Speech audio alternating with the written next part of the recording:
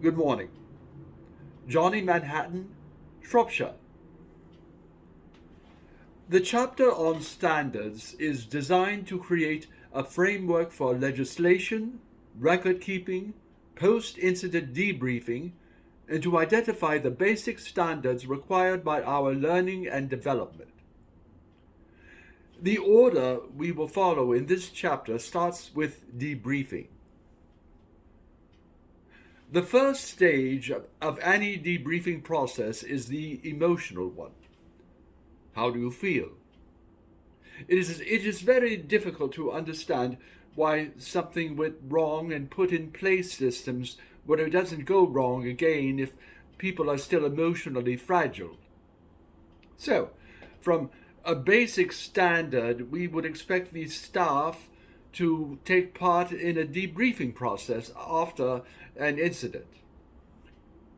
This should take place as soon as possible.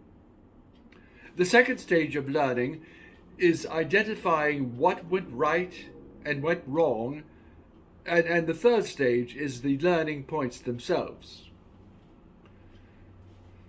The next stage of the chapter deals with conflicts and relationships. The ultimate goal of the training is to develop win-win situations. This requires us to develop relationships both with fellow staff and with the people we support.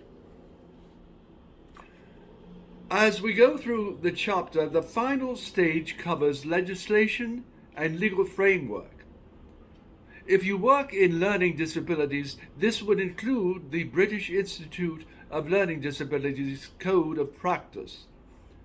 The Code of Practice falls within the general legal framework around managing behavior within care, including any physical interventions that are required.